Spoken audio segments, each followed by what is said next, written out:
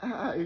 So, what time did I go from self-doubt to self-confidence? Hmm, I don't know. Everything for me came as a challenge. There was always that constant need to prove myself, to prove to everyone who saw me through the lenses of my disability that I could do it. So yeah, I can't just say it was automatic or I was born with it. It took me time trying things, like I say, all the time, privately, taking time to do those things that I knew would be challenging for me, and figuring out that constant practice makes it perfect. Almost everything I do now came with some sort of challenge, but I was not going to give up because my mentality is give up and then what? Do you settle by living life, in regrets? Or do you just want others to do life and you watch from the sideline? I wasn't willing to do that. And that wasn't a decision that I was ready to make. So I kept thinking, if you can keep working on anything that you want to do, eventually you're going to figure out a way to do it. Perfection has never really been my standard. It's just give me the chance to try. And if I succeed, make way for me to do it. So it's been a constant way of life for me, looking for that chance and taking it when it's presented to me, but not without working hard on it. I will give you a little example. Like, for a long time, I had difficulty carrying liquid from one spot to the other because I did not have the balance.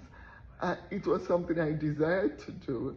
I think it was way after my surgery in 2015 that I realized, okay, I think I have a little bit more balance to practice that.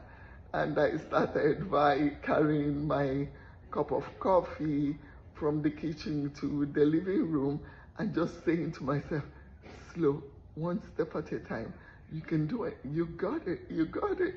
And by the time I made it to the living room successfully, because if I tried doing that before then, I would have half the liquid on the floor. So, but when I tried this particular time, I realized that I could do it.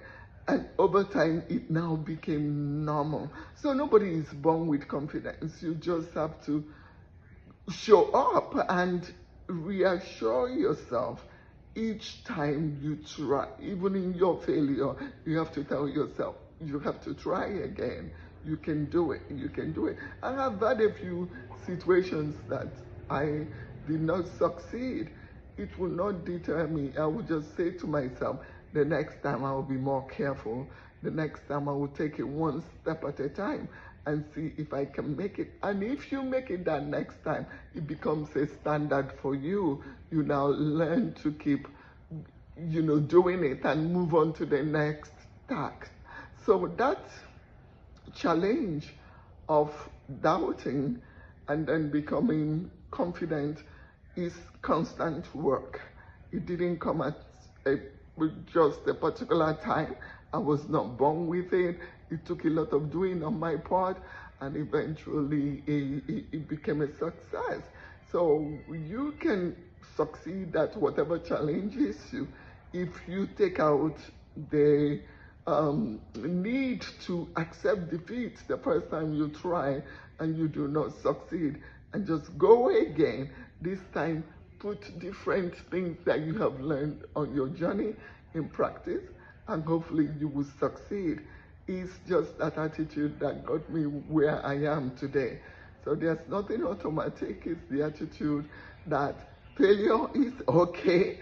Through the failure, you will learn how to try again and you will do better the next time. I never really accept the defeat and say, I'm never going to try. Well, not exactly. When it comes to driving, I said I wasn't going to drive again. So that's the only exception for me. Okay, so the confidence didn't come automatically. It came with its challenges. It came over time. And as long as you don't give up, one day you will get there. So keep working on whatever challenges you, and you will get there. Bye.